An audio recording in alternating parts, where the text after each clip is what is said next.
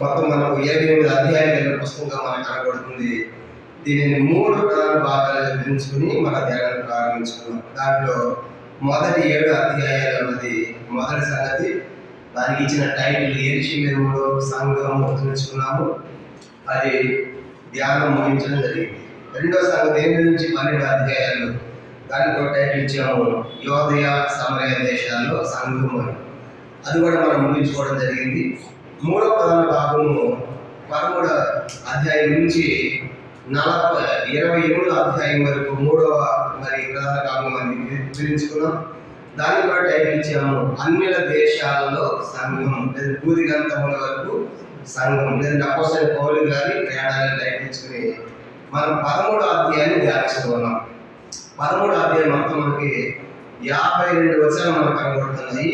ఈ 52 వచనాలని 4 భాగాలుగా మనం విభజించుకొని మన ధ్యానాన్ని ప్రారంభించుకున్నాం. 13వ అధ్యాయం మొదటి సంగతి, మొదటి 3 వచనాలు అన్నది మొదటి సంగతి. దానికి టైటిల్ కూడా రాసుకున్నాము మొదటి సువార్త ప్రయాణ ప్రారంభం అని రాసుకున్నాం. అది ముగించాము. రెండో సంగతి 4 నుంచి 12 అధ్యాయం, 13వ అధ్యాయము 4 నుంచి 12 అధ్యాయం రెండో సంగతి. దానికి కూడా టైటిల్ ఇచ్చాము కుప్రా ద్వీపంలో బోధించడం లేదా పరిచర్య అని టైటిల్ ఇచ్చుకున్నాము. ఇక మూడవ సంగతి అన్నది 13వ వచనం నుండి 41వ వచనం వరకు మూడవ సంగతిగా మనం రాసుకున్నాము. దానికి కూడా టైటిల్ ఇచ్చాము పిసిదియా దేశంలోని అంతియొకయలో బోధించుట అని మనం టైటిల్ ఇచ్చుకున్నాం. అంతవరకు మనం ముగించాము. ఈరోజు 4వ సంగతిగా 42 నుంచి 52 వచనాలు, అపోస్తలుల కార్యములు 13వ అధ్యాయము 42 నుంచి 52 వరకు. ఇక ఆఖరిది 13వ అధ్యాయానికి 4వ సంగతిగా రాసుకుందాము. దానికి కూడా ఒక టైటిల్ రాసుకుందాము. 4వ సంగతి అనేక మంది అన్యజనులు విశ్వసించుట. 13వ అధ్యాయం 42 నుంచి 52 వచనాలు. 4వ సంగతి అనేక మంది అన్యజనులు విశ్వసించుట అనేది 4వ సంగతిగా రాసుకున్నాం. అనేక మంది అన్యజనులు విశ్వసించుట. 13వ అధ్యాయం 42 నుంచి 52 వచనాలు. 4వ సంగతి అనేక మంది అన్యజనులు విశ్వసించుట అని మనం రాసుకోవాలి. ఒకసారి అందరూ చూడండి. జ్ఞాపకం మనం గమనించామంటే ఈ మొదటి సువార్త ప్రయాణం అన్నది మనకు ఇక్కడ ఇది సిరియా దేశంలోని అంతియోకులో ప్రారంభించబడి, సిరియా దేశం అంతియోకయ. ఇక్కడ నుంచి సెలూకాయి 35 కిలోమీటర్లు ప్రయాణం చేసి ఓడ ఎక్కారు. సెలూకాయి నుంచి కుప్రా ద్వీపానికి వచ్చారు. ఇది మధ్య ధరా సముద్రంలో ఒక ద్వీపం. కుప్రా ద్వీపంలో స్థలమైన ప్రాంతానికి వచ్చారు. ఇది వాణిజ్య నగరం, వ్యాపారం బాగా జరుగుతుంది. ఇక్కడ సమాజ మందిరాలు బాగా చెప్పారు. నెక్స్ట్ ఈ కుప్రా ద్వీపంలో కాపు అనే ఊరికి వచ్చారు. ఇది రాజకీయ నగరము. గవర్నర్ సెర్గీ పవన్ ఉన్నారు, ఆయన బాగా చెప్పారు. అక్కడ నుంచి వాడు ఏంటి సరిగ్గా ఈ పంపులే వచ్చారు. పంపులు వచ్చి పెరిగే ప్రాంతానికి వచ్చారు. ఇక్కడ నుంచి పెరిగేలో వీళ్ళతో వచ్చిన పౌలు తర్వాత వచ్చిన యోహాను వెనక్కి మళ్ళీ వెళ్ళిపోయాడు పెరిగే నుంచి. వీళ్ళు పెరిగే నుంచి పిసిదియా దేశంలోకి వచ్చారు. పిసిదియా దేశం అట్లయిపోయి ఈ దేశంలో ఈ అంతియోకయ అనేటువంటి పట్టణంలో ఉన్నారు. పిసిదియా దేశం అంతియోకయలో ఇక్కడ పౌలు గారు సువార్త చెప్పాడు. సువార్త చెప్పింది అది 13వ అధ్యాయము 13వ వచనం నుండి 41వ వచనం వరకు. ఈ అంత్యంలో అపోస్తలుడైన పౌలు గారు పెద్ద సువార్తని ప్రకటించాడు. అది మనం చదువుకున్నాం. కాబట్టి వాడు ఇక్కడ ఈ అంత్యోకయలో ఉన్న ఏ దేశం ఇది? పిసిదియా దేశంలోని అంత్యోకయ మనం పెట్టుకోవాలి. అక్కడ యూదుల యొక్క కార్యక్రమం అయిపోయిన తర్వాత మీరు ఎవరైనా వాక్యం చెప్పవచ్చు అన్నప్పుడు పౌలు గారు వెళ్ళి కనుక వాకి సువార్త చెప్పాడు. ఏమన్నాడు? ఇశ్రాయేల్ మీరు చాలా దేవుని యందు భయపడతారు కాబట్టి అని చెప్పి ఐగుప్తు మోషే తర్వాత ఐగుప్తుని మొదలుపెట్టి మోషే ఇశ్రాయేలును నడిపించాడు, అరణ్యంలో నడిపించాడు, కనాను దేశం ఇచ్చాడు. ఆ తర్వాత న్యాయాధిపతులు వచ్చారు, సమూయేలు వచ్చాడు. ఆ తర్వాత మొదటి రాజు సౌలు వచ్చాడు. ఆయన తర్వాత దావీదు వచ్చాడని చెప్పి ఆ దావీదు నుంచి రక్షకుడు వచ్చాడు, ఆయన యేసు. అయితే మీరేం చేశారు? ఆ యేసుని లేఖనాలను చదివి గ్రహించిన సిలువేసి ఆయన్ను చంపారు. పిలాతులు పెడుతున్నారు, సిలువేశారు, దించారు, సమాధిలో పెట్టారు. 3 రోజులు ఆయన లేచాడు. ఆయన గురించి దావీదు చెప్పాడు 2వ కీర్తనలో ఏమని? ఆయన అభిషేక్తులని, రాజు అని, కనుక క్రీస్తు అని అతని కుమారుడని దావీదు చెప్పాడు. 16వ కీర్తనలో దావీదు అన్నాడు, అతని శరీరము కుళ్ళిపోలేదని చెప్పాడు. దావీదు చెప్పాడు, దావీదు శరీరం కుళ్ళిపోయింది కానీ ఈయన శరీరం కుళ్ళిపోలేదు. కాబట్టి యేసు ప్రభు ద్వారా మన పాప క్షమాపణ 38వ వచనం 38 యేసు ప్రభు ద్వారా మన పాప క్షమాపణ కలుగుతున్నది. కానీ మోషే ధర్మశాస్త్రం నీతిమంతులు కాలేం కానీ యేసు ప్రభు నమ్మకుంటే నీతిమంతులు అవుతాం. యేసు క్రీస్తు విశ్వాసం ద్వారా మాత్రమే నీతిమంతులు అని చెప్పి ప్రవక్త ఏమని చెప్పాడు? హబక్కూకు 1:5లో ఈ సంగతులు ఒక నూతన కార్యము మీ మధ్య నేను చేసినప్పుడు మీరు దానిని నమ్మలే అని ప్రవక్త అన్నారు. ఇప్పుడు చెప్పిన సంగతి మీరు నమ్మలే అని చెప్పేసి ముగించారు పౌలు గారు. ఎక్కడ? క్రిస్టియన్స్ దేశంలోని అంతే. అప్పుడు వాళ్ళు ఏమన్నారు? 42వ వచనం చదవండి అందరూ. 42 వారు సమాజంలో వెళుతుండగా ఈ మాటలను మరుసటి విశ్రాంతి తమతో చెప్పాలని జనులు వేడుకున్నారు. ఎప్పుడైతే సంగతి చెప్పారో మాకు దావీదు దాకా తెలిసి ధర్మశాస్త్రం ఉంది కానీ దావీదు తర్వాత యేసు ఏంటి, రక్షకుడు ఏంటి, సిలువేయడం ఏంటి, ఈ సంగతులు కొత్తగా అని చెప్పేసి ఆ సమాజ మందులను చాలా మంది ఏం చేశారంటే పౌలు గారిని మరలా వచ్చే విశ్రాంతి కూడా మీరు రావాలి, తప్పనిసరిగా ఈ సంగతిలో మరలా మీరు మాకు చెప్పాలని చాలా మంది ఆయన ఏం చేశారంట? వేడుకున్నారు. అంటే చాలా మంది నల్లే కానీ వీళ్ళందరికీ కొత్త సంగతులు ఉన్నాయి అని మనం చూస్తాం. కానీ మన పరిచర్య మన సేవ అనేది కూడా ఏదైనా స్థానం వెళ్ళినప్పుడు మరలా మనం రావాలి అని అనిపించుకునేటట్టుగా మనము మంచి పరిచర్య, మంచి సేవ చేయాలి. అలాంటి పౌలు గారు ఆ ప్రాంతంలో పౌలు గారిని మరలా మాకు చెప్పాలి, ఈ పౌలు గారు మంచి స్పెషల్ స్పీకర్ దొరికాడని చెప్పేసి వాళ్ళు వేడుకున్నారు. అంటే చాలా మంది ఆ సువార్త మాటలు నమ్మి విన్నారన్నమాట. ఏం జరిగింది? 43వ వచనం 13వ అధ్యాయము. ఇక్కడ సామాన్య జనులు చాలా మంది వేడుకున్నారంటే అర్థం ఏంటంటే ఇవి కొత్త సంగతులు అని చెప్పేసి తెలుసుకోవాలి, యేసును నమ్మాలని ఆశ వారిలో ఉంది, అందుకే వేడుకున్నారు. 43 సమాజ మందిరంలో వారు లేచిన తరువాత అనేకులు యూదులను భక్తిపరని యోదయ మత ప్రవిష్టులను పౌలును బర్నబాను వెంబడించిరి. వీరు వారితో మాట్లాడుతూ దేవుని కృపను నిలకడగా ఉండవాలని వారిని హెచ్చరించింది. ఎప్పుడైతే సంగతి జరిగిందో చాలా మంది యూదులు, తర్వాత చాలా మంది యూదులంట, తర్వాత యోధా మత ప్రవిష్టులు, యూదులు భక్తి పరులైన యోధా మత ప్రవిష్టులు. యోధా మత ప్రవిష్టులు అంటే వీళ్ళు అన్ని జనులే కానీ కనుక యూదుల మతాన్ని స్వీకరించారు. వారిని యోధా మత ప్రవిష్టులు అంటారు. వాళ్ళు అన్ని జనులే కానీ యోధా మతంలోని పద్ధతులు, ఆచారాలు వాళ్ళకి ఇష్టంగా ఉండి యోధా మతాన్ని స్వీకరించారు. కానీ వాళ్ళు ఏమన్నారు? యోధా మత ప్రవిష్టులు. కాబట్టి యోధా మతంలోని ఆచారాలకు ఇష్టం కాబట్టి అన్ని జనులు కూడా యోధా మతంలోకి వచ్చారు. వారిని యోధా మత ప్రవిష్టులు అంటారు.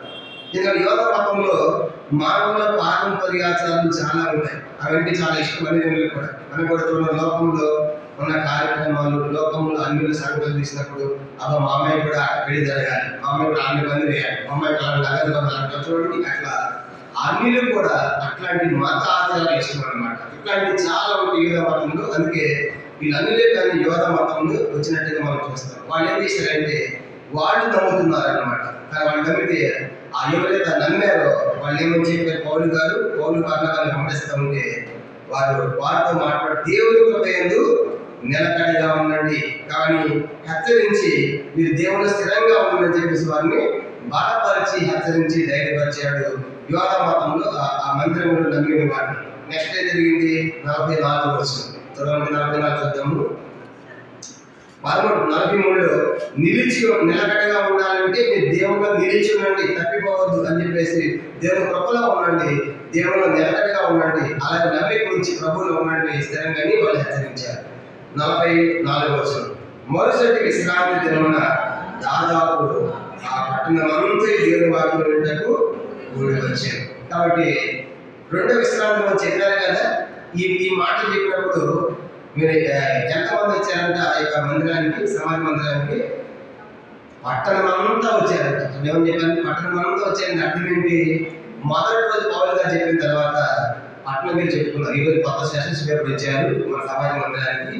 ఇది వేసారంట, సిల్ వేసారంట, చంపారంట, లేచారంట, చాలా కొత్త సంగతులు చెప్పాడు. మంచి స్పీకరు, వచ్చేవాడిని కూడా రమ్మన్నాము, ఖచ్చితంగా వస్తాడని పట్టణం అంతా చెప్పుకున్నారు. ఇప్పుడు పట్టణం అంతా వచ్చారంట. ఏంట కొత్త సంగతులు, ఏంట కొత్త సువార్త వినాలని పట్టణం అంతా వచ్చారంట. ఇప్పుడు ఆ పట్టణం అంతా పౌలు చెప్పిన మాటలు విన్నారు. ఏం జరిగింది?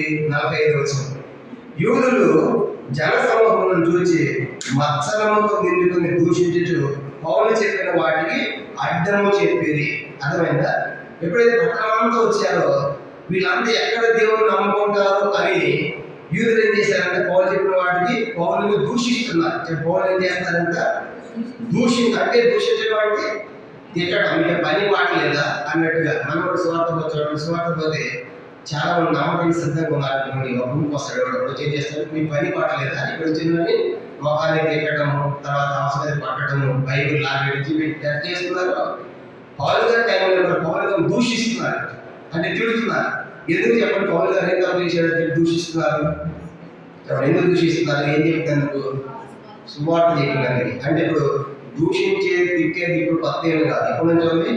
అప్పట్లోనే ఉంది. పౌలు గారు అంటే పని పాట లేదా అని దూషించారు. దూషించడం అంటే మన భాషలో తిడుతున్నారు పౌలు గారు. అయితే వాస్తవానికి దూషించేవారు దేవుని రాజ్యానికి వారసులు కాలేరు. 1 కొరింథీ పత్రిక 6వ అధ్యాయం 10వ వచనం. దూషించేవారు, దోషకులు దేవుని రాజ్యానికి వెళ్ళలేరు. 1 కొరింథీ పత్రిక 6వ అధ్యాయం. అందుకే మనం ఎవరిని దూషించరా?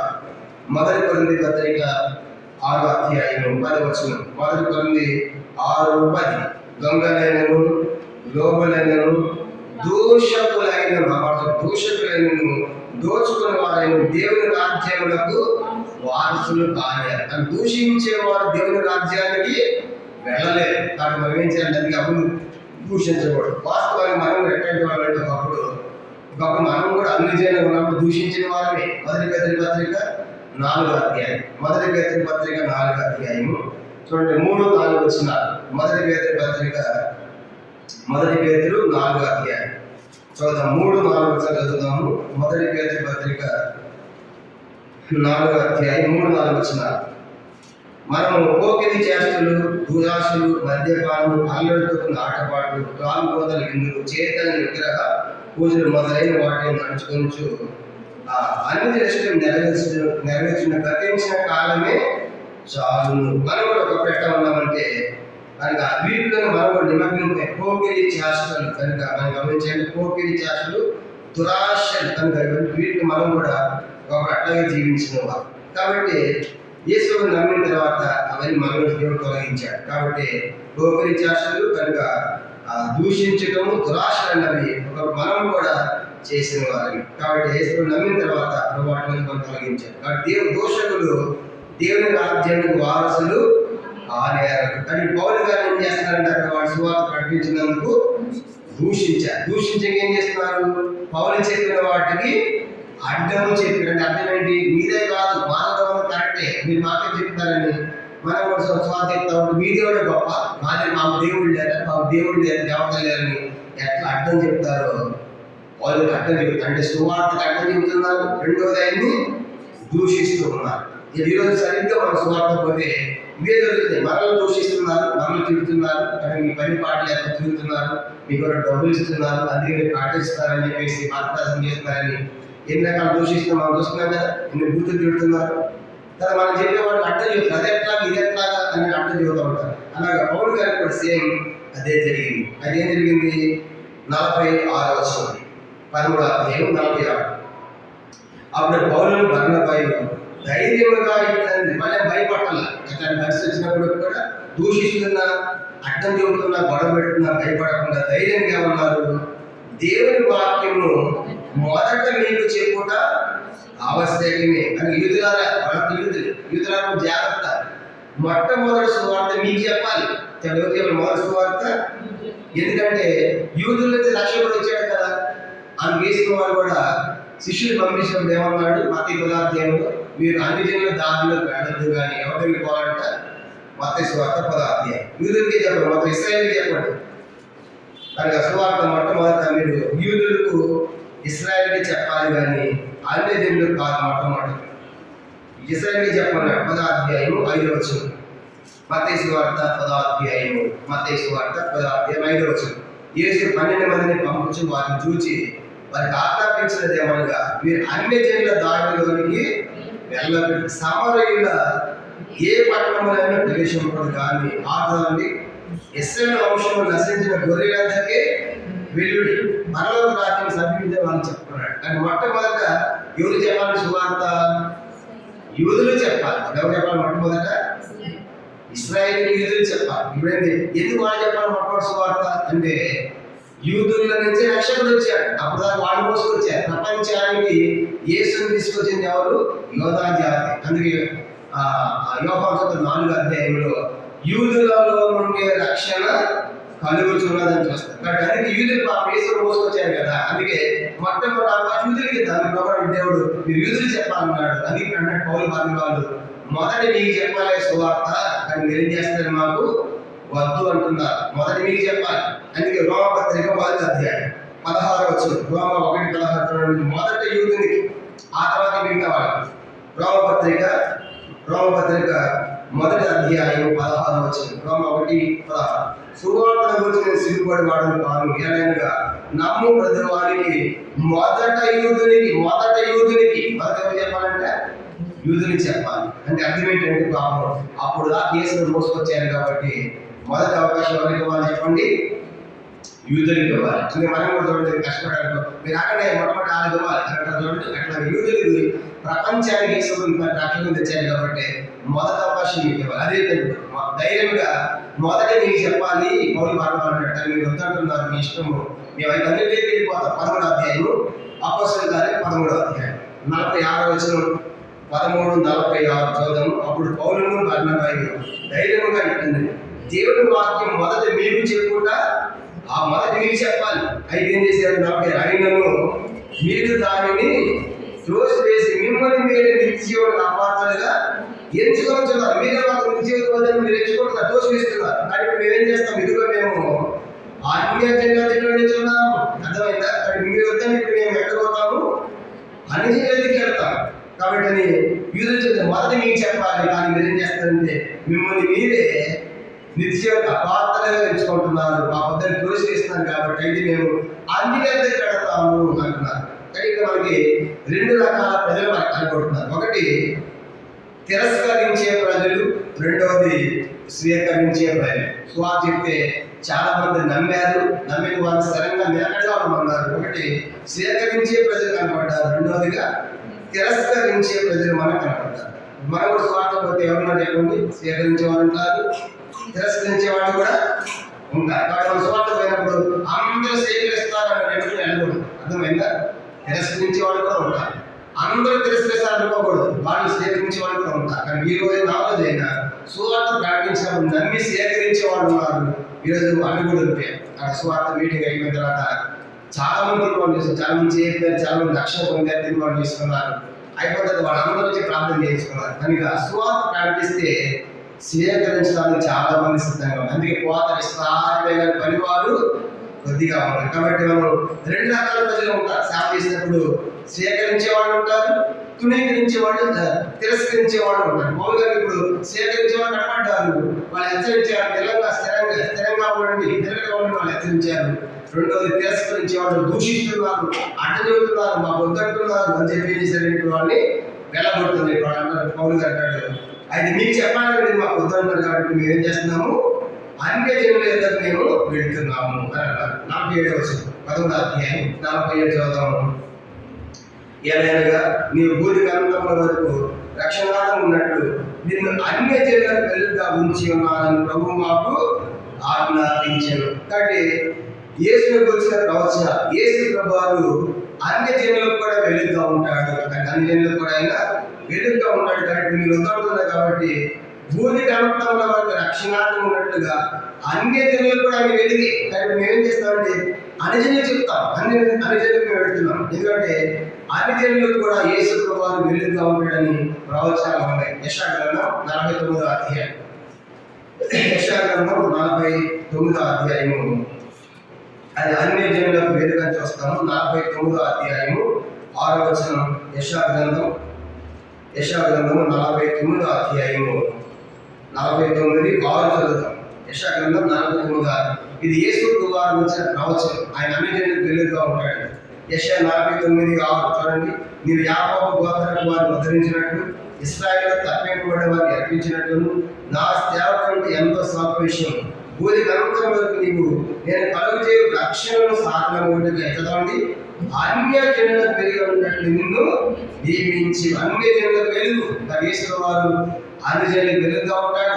42వ అధ్యాయం యెషయా 42వ అధ్యాయము 6వ వచనం. ఆయన అన్ని జనులకు వెలుగుగా ఉంటాడు. యెషయా గ్రంథము 42వ అధ్యాయము 6-7 వచనాలు కూడా గుడ్డి వారి కళ్ళు తెరచడము బంధకులను చేసాలని వెలుగులకు తెచ్చడము చీకటిలో నివసించే వారిని బందీ గృహంలో నుండి వెలుగులు తెచ్చడము యెహోవాకు నేనే నీ విషయంలో నిన్ను పిలిచి నీ చేయి పట్టుకొని అన్నాను. నిన్ను కాపాడే ప్రజలకు నిబంధనగాను అన్య జనులకు వెలుగుగా నిన్ను నియమించి ఉన్నాను. యేసు ప్రభువు అన్ని జనులకు ఏంటంటే ఆయన వెలుగు అన్ని మేము ఎక్కబోతాము అన్ని జనులు ప్రకటిస్తాం. అన్ని జనులకు వెళ్ళి ప్రకటిస్తామన్నారు. ఎందుకంటే అన్ని జనులు కూడా దేవుడి అన్ని జనులకు వెలుగుగా ఉంటాడు. అందుకే యేసు ఎవరు అక్కడ నిబంధనలో యోహాను సువార్త 8వ అధ్యాయం 12వ వచనం. యోహాను సువార్త 8వ అధ్యాయం 12లో స్వయం యేసు ఏమన్నాడు? నేను లోకములకు వెలుగై ఉన్నాను, నన్ను వెంబడించేవాడు చీకటిలో నడవక జీవపు వెలుగు కలిగి ఉంటాడు. నేను లోకాన్ని ఆయన లైట్ ఆఫ్ ది వరల్డ్. యేసు ప్రభువు ప్రపంచంలో ఆయన వెలుగు, లోకానికి ఆయన వెలుగు. కాబట్టి ఆయన వెంబడించేవారు చీకటిలో నడవక జీవ వెలుగుగా ఉంటారు. అని యేసు వారు పుట్టినప్పుడు సిమియోను అనే భక్తుడు యెరూషలేములో యేసు ప్రభువుని చేతులకు ఎత్తుకుని ఏమన్నాడు? లూకా సువార్త 2వ అధ్యాయం. యేసు వారు పుట్టినప్పుడు యేసు ప్రభువు గురించి సిమియోను అనే భక్తుడు ఏమని మాట్లాడాడు? లూకా సువార్త 2వ అధ్యాయం 29-32 వచనాలు కలిసి ఉన్నాయి. లూకా సువార్త 2వ అధ్యాయం 29-32 వచనాలు కలిసి ఉన్నాయి. మనం చదువుకుంటాం. నాదా ఇప్పుడు నీ మాట చెప్పుకున్న సమాధానంతో నీ దాసుని పోలిచుచున్నావు. చదవండి. అన్య జనులకు నిన్ను బయలుపరచు వెలుగుగాను నీ ప్రదేశాలకు మహిమగాను నీవు సకల ప్రదేశాలను నీ లక్ష్యం పన్నులాగా అని గడిచిపోయి యేసు ప్రభు జీవని పరిచయం అన్ని జనులకు నేను బయలుపరచు వెలుగుగాను కనుక యేసు ప్రభు అన్ని వెలుగుగా వచ్చాడని చెప్పాడు. కాబట్టి ఇప్పుడు యేసు అన్ని జనులు వెలుగు. కాబట్టి మీరు మొదలుతున్నారు కాబట్టి మేము ఎక్కడబోతున్నాము అన్ని జనులు కూడా చెప్తాను అని వాస్తవానికి యేసు ప్రభు పౌలు గారిని దర్శించినప్పుడు దమస్కు మార్గంలో ఆ గుర్రం మీద కింద పడి వెలుగులో యేసును చూసిన తర్వాత ఏమన్నాడు? పౌలు నువ్వు అన్ని జనులు కూడా చెప్పాలి సువార్త. అపోస్తలుల కార్యం 9వ అధ్యాయం. పౌలు గారిని అన్ని జనుల కోసం నియమించాడు. 9వ అధ్యాయం అపోస్తలుల కార్యములు. అందుకే ఇప్పుడు ఆయన అంటాడు మేము అన్ని నదికి వెళుతున్నాం. అపోస్తలుల కార్యములు 9వ అధ్యాయము 15-16 వచనాలు. అపోస్తలుల కార్యములు 9వ అధ్యాయం 15-16 వచనాలు. అందుకు ప్రభు మీ వెళ్ళను అన్య జనుల ఎదుట అన్ని జనుల ఎదుట ఆ తర్వాత రాజుల ఎదుట ఆ తర్వాత ఇశ్రాయేలీయులను నా నామమును భరించడానికి ఇది ఏర్పరచుకున్న సాధనమైన. పౌలు గారు అన్ని జనులకు చెప్పాలి, రాజులకు చెప్పాలి, ఇశ్రాయేలుకి చెప్పాలి సువార్త. మొట్టమొదటి అన్ని జనులకు చెప్పాలి. అది పౌలు అంటే ఇప్పుడు యూదులారా మొదటి మీకు చెప్పాలి, కానీ మీరు ఏమంటారు మాకు వద్దు అని నిరాకరిస్తున్నారు. కాబట్టి మేము అన్య జనుల దగ్గరికి వెళుతున్నాము అని యేసు వారు పౌలు ఎందుకు కోరుకున్నాడంటే అన్య జనులకు అపోస్తలుడిగా పౌలు నియమించాడు. గలతీ పత్రిక 2వ అధ్యాయం. గలతీ పత్రిక అదే పౌలు అంటాడు నేను అన్య జనులకు అపోస్తలుడిగా నియమించబడ్డాను. గలతీ పత్రిక 2వ అధ్యాయం 9వ వచనం చదువుతాం. గలతీ పత్రిక 2వ అధ్యాయము 8-9 వచనాలు కలిసి ఉన్నాయి. చదువుదాము. గలతీ పత్రిక 2వ అధ్యాయం 8-9 వచనాలు చూడండి. అనగా సున్నతి పొందిన వారికి అపోస్తలులకు పేతురులకు సామర్థ్యం కలిగిసిన వాడే. తర్వాత అన్య జనులకు అపోస్తలులకు నాకు సామర్థ్యము పేతురు గాడేమో సున్నతి పొందిన యూదులకి అపోస్తలుగా ఉన్నాడు, నేనేమో అన్య జనులకు అపోస్తలుడు. అందుకే అన్య జనులు ప్రకటించబోరాడు. కాబట్టి యూదులారా మీకు చెప్పాలి వద్దంటున్నారు కానీ మేము ఎక్కడ పోతాము అన్య జనులు చెబుతాం. దేవుడు ఎందుకు ఇచ్చాడంటే అన్య జనుల సువార్త చెప్పాలని. గలతీ పత్రిక 1వ అధ్యాయం 15వ వచనం. గలతీ పత్రిక 1వ అధ్యాయము 15వ వచనం చూడండి. ఏమంటే పౌలు ఆయనను తల్లి గర్భంలో మొదలుకొని నన్ను ప్రత్యేకపరిచి తన కృపచేతను పిలిచిన దేవుడు నేను అన్య జనులలో తన కుమారుని ప్రకటింపవలెనని చాలండి. ఇప్పుడు దేవుడు పౌలు గారిని దేనికోసం కోరుకున్నాడంట? అన్ని జనులు సువార్త చెప్పాలి. అది మీరు వద్దు కాబట్టి మేము ఎక్కడ పోతాము అన్ని దగ్గరికి వెళ్తాము అని పౌలు గారు చెప్పి మాట్లాడుతాం. అయితే విచారం ఏంటంటే ఈ రక్షణ అనే వాడ మొట్టమొదట ఈ రక్షణ అనేటువంటి వాడు యూదుల దగ్గరికి వెళ్ళింది, అని యూదులు దాన్ని ఎక్కలేదు. ఆ వాడు రక్షణ యేసు వాడు ఎక్కలేదు. ఎవరు ఎక్కారు? అన్ని జనులు ఎక్కారు. కానీ ఈ రక్షణ అనే వాడు ఈరోజు ప్రతి ఇంటికి వెళ్తుంది. సో వాడు ప్రతి ఇంటికి వెళ్తుంది. ఎవరైతే రక్షణ అనే వాడు యేసుని నమ్ముతారో వాళ్ళు రక్షణ పొందుతారు. మా పద్ధతి తిరస్కరిస్తారో వాళ్ళు అపాత్రులుగా తమను తాన్ని వాళ్ళు చేసుకుంటున్నారు. కాబట్టి ఈరోజు కూడా రక్షణ అనే వాడు ప్రతి వీధికి వెళ్తుంది, ప్రతి ఇంటికి వెళ్తుంది కనుక ఎక్కిన వాళ్ళు తల్లి అవుతారు. కానీ యూదులు ఎక్కలేదు. కానీ ఎవరు ఎక్కారంటే రక్షణ కూడా అన్ని జనులు ఎక్కారు. మన ఎవరము అన్ని జనులు యూదులు వద్దన్నారు, కానీ మనకు దొరికింది అవకాశం. అర్థమైతే ఆ యూదులు వద్దన్నారు, మనం నమ్మాం కాబట్టి మనము ధన్యులమైన. కానీ వెతుకుంటున్నాడు యూదులగా మొదటి మీకు చెప్పాలి, కానీ వద్దున్నారు వాడు మేమేం చేస్తే ఇప్పుడు మేము అన్ని దగ్గరికి వెళ్తాం. 13వ అధ్యాయము అపోస్తలుల కార్యములు 13వ అధ్యాయము 48వ వచనం చూడండి.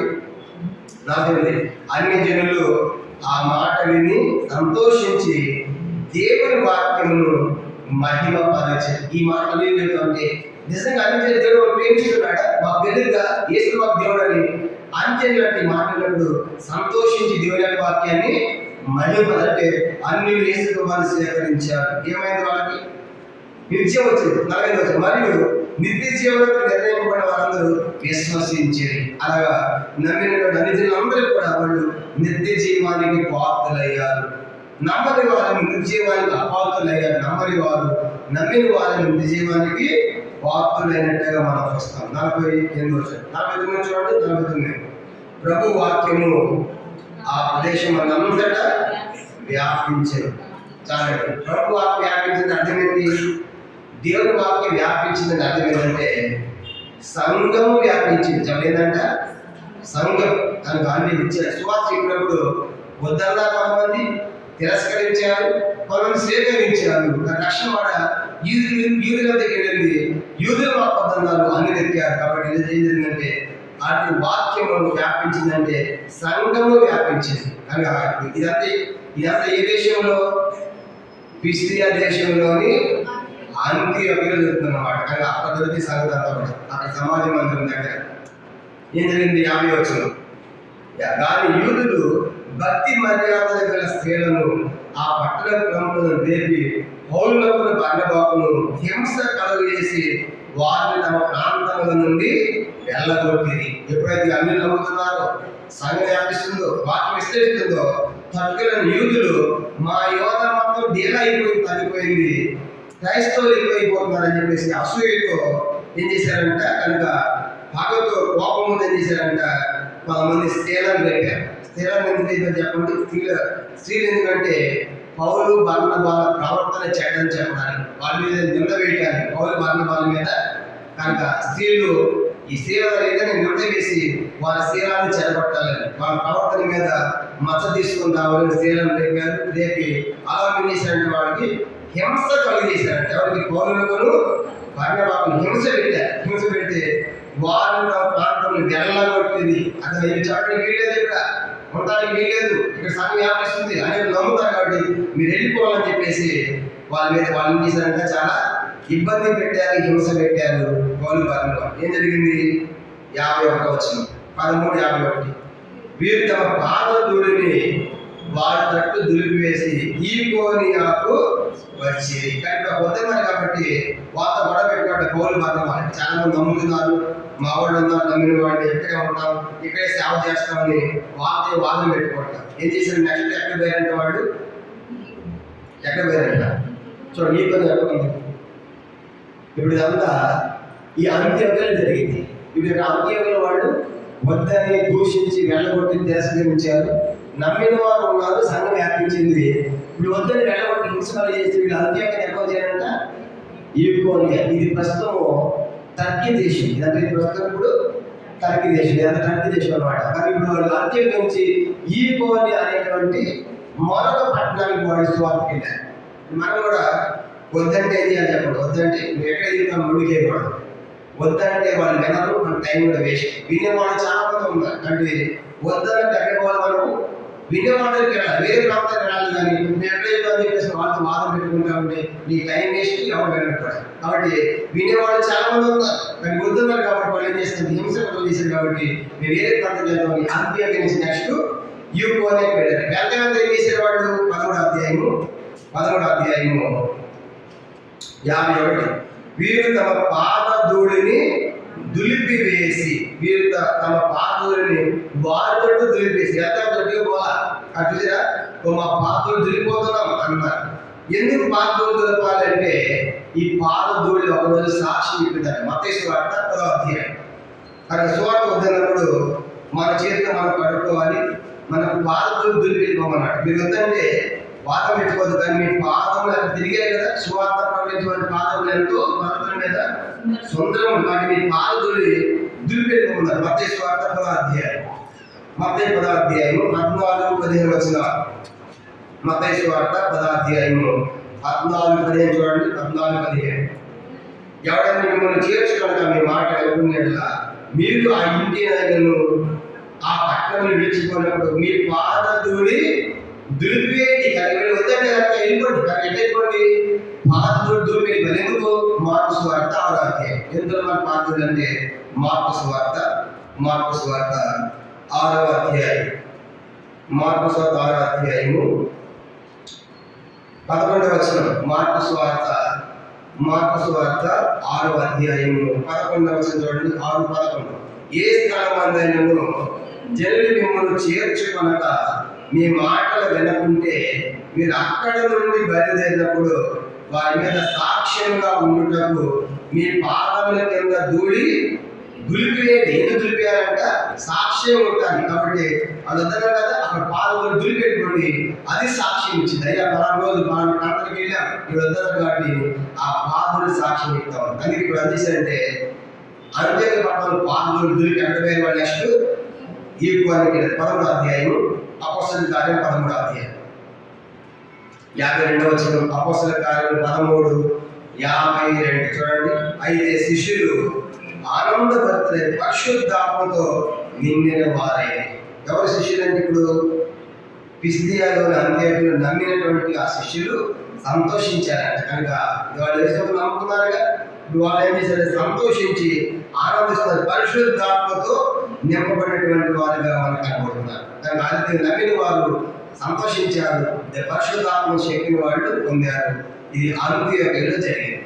ఇప్పుడు దీంతో మనకు 13వ అధ్యాయం సమాప్తం. 13వ అధ్యాయం మొత్తము 52 వచనాలు. దీని 4 సంగతులు. మొదటి 3 వచనాలు మొదటి సంగతి, మొదటి సువార్త ప్రయాణ ప్రారంభము. రెండవ సంగతి 4 నుంచి 12 వచనాలు కుప్రాదీపను బోధించిన మరియు పరిచర్య. మూడవది 13 నుంచి 41 వచనాలు పిసిదియా దేశం అంత్యోక్యలో బోధించుట. ఇక చివరి 42 నుంచి 52 అనేక మంది అన్యజనులు విశ్వసించుట. ఇప్పుడు చెప్పండి, అంత్యోక్యలో సమాజ మందిలో బోధిస్తే మరుసటి వారు నమ్మని తర్వాత ప్రాక్టీస్ ఎంతమంది నమ్మారంటే అనేకులు నమ్మారు. ఇది అంత్యోక్య సంఘము ఏర్పడింది. ఈ అంత్యోక్య ఇది పిసిదియా దేశంలోని అంత్యోక్య. దీంతో మనకి 13వ అధ్యాయం సమాప్తం. చూడండి, నెక్స్ట్ 14వ అధ్యాయం అపోస్తలుల కార్యములు 14వ అధ్యాయం. మొత్తం మనకు 28 వచనాలు మనకు కనబడుతున్నాయి. 28 వర్సెస్ 28 వచనాలు. దీన్ని 3 భాగాలుగా విభజించుకొని మన ధ్యానాన్ని ప్రారంభిద్దాం. అపోస్తలుల కార్యములు 14వ అధ్యాయము మొత్తము 28 వచనాలు. దీన్ని 3 భాగాలుగా మనం విభజించుకుంటాం. మొదటి సంగతి మొదటి 6 వచనాలు. ఈ దినం ముగించి ఇది ధ్యానం చేసి ముగిద్దాం. ఈరోజు అపోస్తలుల కార్యములు 16వ అధ్యాయం మొత్తం 25 వచనాలు. దీన్ని 3 పార్ట్స్గా 3 భాగాలు విభజించుకుంటాము. మొదటి భాగము మొదటి 6 వచనాలు మొదటి భాగం. దాని టైటిల్ రాసుకుందాము, ఈకొనియ వారు యేసు ప్రభువును విశ్వసించుట. మొదటి 4 వచనాలకి మొదటి 6 వచనాలకి మొదటి సంగతి ఈకొనియ వారు యేసు ప్రభువును విశ్వసించుట అని రాసుకోవాలి. ఈకొనియ వారు యేసు ప్రభువును విశ్వసించుట. పౌలు బర్నబాలు ఎక్కడున్నారు? చూడండి, ఎక్కడున్నారు వాళ్ళు? ఈకొనియాకి వచ్చారు. ఎక్కడి నుంచి వచ్చారు వాళ్ళు? అంత్యోక్యలో వద్దంటే నెక్స్ట్ ఈకొనియాకి వచ్చారు. ఏది 14వ అధ్యాయము మొదటి వచనం. అపోస్తలుల కార్యములు 14వ అధ్యాయం. అపోస్తలుల కార్యములు 14వ అధ్యాయము చూడండి, మొదటి వచనం నేను చదువుతాను. ఈకొనియాలో జరిగినదేమనగా వారు కూడి యూదుల సమాజ మందిరంలో ప్రవేశించి తేటగా బోధించినందున అనేకులు యూదులను గ్రీసు దేశస్తులను విశ్వసించేది. ఇప్పుడు వాళ్ళు యూకానికి వెళ్ళిన తర్వాత అక్కడ కూడా సమాధి మందిరం ఉంది యూదులది. ఆడికెళ్ళి ఎట్లా బోధించారంటే వాళ్ళు తేటగా బోధించారు. ఎట్లా బోధించారంట? తేటగా బోధించారు. తర్వాత యూదులు విశేషులు అనేకులు యేసు ప్రభువుని విశ్వసించారు. దాన్ని బట్టి మనం కూడా చెప్పండి, తేటగా బోధించడం అంటే వారు నమ్మేటట్టుగా చెప్పాలి. సువార్త చెప్పాలి చెప్పిన వాళ్ళు తేటగా క్లియర్గా ఉండాలి, కన్ఫ్యూజ్గా ఉండకూడదు, సందేహం ఉండకూడదు, అనుమానం ఉండకూడదు. మనం చెప్పే సువార్త వాళ్ళు తేటగా అర్థం కావాలి. తేటగా అర్థం కావాలంటే ఏం చేయాలి? ఒకటి, ప్రార్థన చేసుకోవాలి. మొట్టమొదటి ఏం చెప్పడం? ఒకటి ప్రార్థన. రెండవది సిద్ధపడాలి. వర్తమాన పద్ధతి ఏం చేయాలి చెప్పండి? సిద్ధపాటు ఉండాలి. మూడవది లోపల భారం ఉండాలి. ప్రజలు నేను చెప్తున్నాను అనేటువంటి భారంతో చెప్పాలి. ఈ మూడు కలిస్తేనే తేటగా బోధిస్తాను. తేటగా బోధించాలని మొట్టమొదటిగా ఒక వర్తమానం చెప్పకముందు ప్రార్థనలో గడపాలి. ప్రార్థన చాలా ప్రభావ మీటింగ్ పెట్టుకున్నాం, అలా స్వార్థ పెట్టుకున్నామని ప్రార్థన గడపాలి. రెండవదిగా ప్రార్థన గడిపి వాక్యం కోసం ఏం చేయాలి చెప్పండి? సిద్ధపడాలి. ప్రార్థన చేస్తున్నావు కాబట్టి దేవుడు నాకు ఇస్తాడని ఏదో చెప్పడం కాదు. నువ్వు వాక్యము సిద్ధపడాలి. ఏం చెప్పాలి? ప్రిపేర్ అవ్వాలి. చాలా మంది చేస్తారు సిద్ధపడాలి. కనుక సిద్ధపడి ఎక్కడ బోధిస్తామంట? లూకాసు వార్త 6వ అధ్యాయం. లూకాసు వార్త 6వ అధ్యాయము 40వ వచనం చూడండి. మనం సిద్ధపడిపోతే కనుక ఒక మంచి బోధకులాగా బోధిస్తాం. లూకాసు వార్త 6వ అధ్యాయము 40వ వచనం. లూకా 6:40. శిష్యుడు తన బోధకుని కంటే అధికుడు కాడు. తర్వాత సిద్ధుడైన ప్రతి వాడును తన బోధకుని వలె ఉండు. సిద్ధపడ ఎక్కడ ఉంటాడంట? బోధకలా బోధిస్తాడు. మనం కూడా ఏం చేయాలి చెప్పండి? సిద్ధపడాలి. అన్ని సిద్ధపడతాం కదా. పెళ్ళంటే సిద్ధపడతాం, ప్రయాణం అంటే సిద్ధపడతాం, అన్ని సిద్ధం. మరి వాక్యం అంటే కూడా ఏదో చెప్తారని ఏదో వాక్యం చెప్పడం కాదు. ఏం చేయాలి? వాక్యం కోసం ఏం చేయాలంట? సిద్ధపడాలి. ఒకసారి మీరు నమ్ముతారు లేదు, నాకు ఈ మధ్య రోజు 1 గంట అవుతుంది చదివినప్పుడు. నేను వాక్యాన్ని ముగించినప్పుడు 1 గంట, 1:30 అవుతుంది, మన 5కి లేవడం అవుతుంది. అంటే మన వాక్యమును అట్లా సిద్ధపడాలి. ఏదో చెప్పచ్చు అనేది కాదు. కనుక ఒకటి ప్రార్థన చేసుకోవాలి, రెండవది సిద్ధపడాలి, మూడవదిగా భారం ఉండాలి. కనుక సువార్త చెప్పే విషయంలో మనం భారంతో చెప్పాలి, బాధ్యతతో చెప్పాలి. ఏదో ఉండగా చెప్పకూడదు, అర్థమైందా? కాబట్టి తప్పదని చెప్పకూడదు. కనుక బాధ్యతగా చెప్పాలి, భారంగా చెప్పాలి. గుడ్డుగా చెప్పేది కాదు. ఈ మూడు ఉంటేనే తేటగా బోధించాలి. మొదట ప్రార్థన చేయాలి, రెండవదిగా బాగా సిద్ధపడాలి, మూడవదిగా భారంతో మనము చెప్పాలి. అప్పుడు ఏం జరుగుతుందంటే విశ్వసించే లాభం, వారు నమ్మేదాన్ని మనము బోధించగలం. అక్కడ పౌలు గారు ఇప్పుడు ఏం చేశారంటే, పైన సమస్య వచ్చింది కదా, హింస వచ్చింది, వెళ్ళగొట్టారు, దూషించారు. కాబట్టి బాగా ప్రార్థన గడిపారు, బాగా సిద్ధపడ్డారు. ఆ తర్వాత భారముతో ఈ కొరియర్ సువార్త చెప్తే చాలా మంది యేసు ప్రభువుని నమ్మారు. ఏం జరిగింది? 2వ వచనం, 14వ అధ్యాయం 2వ వచనం. అయితే అవిధేయులైన యూదులను అన్ని జనులను పులిపలిపి వారి మనస్సులో సహోదరుల మీద పగ పుట్టించేది. అదే అవిధేయులు అంటే నమ్మని వాళ్ళు నమ్మని యూదులు ఏం చేశారంటే అంత్యలను రేపారు, పులికొలిపి వాళ్ళ మీదకి సహోదరుల మీద, పౌలు వర్ణాల మీద పగ పుట్టించారు. ఏం పుట్టించారు చెప్పండి? పగ పుట్టించారు అంటే విషాన్ని నింపారు హృదయాలు. కనుక వీళ్ళు సువార్త ప్రకటిస్తూ ఉంటే వారిని వ్యతిరేక తీసుకోవడానికి అన్ని జనులను పులికొలిపారు. కాబట్టి మన సువార్త ప్రకటించినప్పుడు కూడా వ్యతిరేకించే వాళ్ళు ఉంటారని మనం గుర్తించాలి. కాబట్టి అందుకే మనం సువార్త వెళ్తున్నప్పుడు ప్రభావ వ్యతిరేకించే వాళ్ళు ఉంటారు. కాబట్టి మనం ప్రభువులో ప్రార్థన గడిపి ప్రభు మీద ఆనుకొని వెళ్ళాలి సువార్త. కానీ ఇప్పుడు ఏం జరిగిందంటే చాలా మంది నమ్ముతా ఉంటే కొంతమంది అవిధేయులైన యూదులు, నమ్మని యూదులు చేశారంటే అన్యన పులికొలిపి వారి హృదయాల్లో సహోదరుల మీద, పౌలు వాళ్ళ మీద పగ పుట్టించారంట. అట్లాంటి పరిస్థితి చూడండి. 3వ వచనం, నెక్స్ట్ 3. కాబట్టి వారు ప్రభువును ఆనుకొని ధైర్యముగా మాట్లాడుతూ అక్కడ బహుకాలము. కానీ ఇప్పుడు చూడండి, పగ ఉన్న ప్లేస్ లో మనం ఇచ్చే ఉండగలమా? పగ ఉన్న వాతావరణం ఉంటామా? అప్పుడు ఇప్పుడు బయట వాళ్ళు వెళ్ళిపోవాలని చూస్తాం. కానీ పగ ఉంటే వాళ్ళ. కానీ ఇప్పుడు పగ ఉన్న వారి మధ్య సేవ చేయాలంటే ఏం చేయాలి? ప్రభువును ఆనుకోవాలి. ప్రభు మీద ఆనుకుంటే నువ్వు పగవారి మధ్య కూడా ఉంటావు. అర్థమైందా? ప్రభువును ఆనుకుంటే ప్రభు మీద ఆధారపడాలి. ప్రభు నీ మీద ఆధారపడుతున్నాడే కాబట్టి నీవే చూస్తున్నాను. ఇక్కడ పరిస్థితులు వ్యతిరేకంగా ఉన్నాయి. ఇక్కడ పగవారు ఉన్నారని చెప్పేసి ప్రభువును ఆనుకుంటేనే పగవారి మధ్య మనము ఉండగలం. కానీ వాళ్ళు ఏంటంటే ప్రభువును ఆనుకున్నారంట. ప్రభువును ఆనుకొని ధైర్యముగా మాట్లాడుతాడు. బహుకాలము గడిపి వద్దన్న వారి మధ్య పగవారి మధ్య ఎక్కువ కాలము ధైర్యంగా ఉండడానికి కారణం ఏంటి? ప్రభువును ఆనుకున్నట్టు. అది చాలా ప్రాముఖ్యమైనది. కానీ మనం కూడా ఎప్పుడైతే మనకు పరిస్థితుల వ్యతిరేకతలు పగవారు అసూయపడే వారు ఉంటామో వాళ్ళ మధ్య మనం ఎక్కువ కాలం ధైర్యంగా ఉండాలని గడపాలంటే నువ్వు ప్రభు మీద ఆనుకోవాలి. అప్పుడు ఆ పాటు పరిస్థితి అన్నింటిలో ప్రభు నీకు సహాయపడతాడు. కాబట్టి ఇక్కడ పగవంతానికి నేను వెళ్ళిపోతా, ఇక్కడ పట్టించుకోవడానికి నేను వెళ్ళిపోతా అని ఒకసారి మనం అనుకుంటాం. కానీ ఆ పగవారి మధ్య పట్టించుకోని వారి మధ్య నువ్వు ధైర్యంగా ఉండాలి.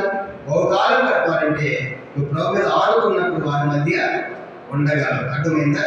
నెక్స్ట్ జరిగిందంట, ప్రభు వారి చేత సూచక్రియలను అద్భుతములను చేయించి తన కృపావాక్యములకు సాక్ష్యం ఇప్పించుచుండెను. ఎప్పుడైతే వారు ప్రభు మీద ఆనుకున్నారో ప్రభు వారి చేత సూచక్రియలు అద్భుతములు చేయిస్తున్నాడు. ఎక్కడ? ఏ దేశం, ఏ ప్రాంతం ఇది?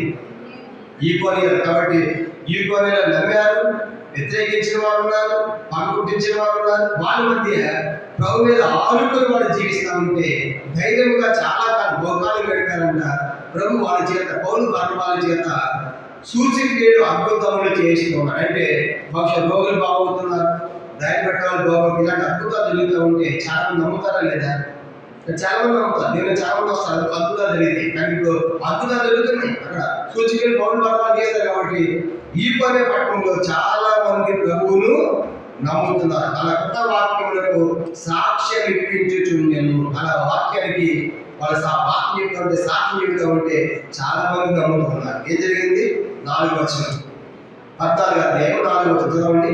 ఆ పట్టణకు జన సమూహములు భేదములు ఉండగా కొందరు యూదుల పక్షముగాను కొందరు అపోస్తలుల పక్షముగాను ఉండేవి. అంటే ఏం జరిగిందంటే ఆ పట్టణంలో వీళ్ళు అద్భుతాలు చేస్తూ ఉంటే, సూచక్రియలు చేస్తూ ఉంటే, చాలా మంది ప్రభువు నమ్ముతూ ఉంటే, వాక్యం నమ్ముతూ ఉంటే ఆ పట్టణం 2 గుంపులే. ఒకలేమో పౌలు బర్నబాల పక్షంగా, మరో గుంపేమో యూదుల పక్షంగా. వీళ్ళేమో మీరు మా ప్రాంతాలు చూడండి వీల్లేదు అని యూదులు పక్షం ఉన్నటువంటి వాళ్ళు వీళ్ళు మాట్లాడుతూ ఉంటే వాళ్ళు ఏమంటున్నారు?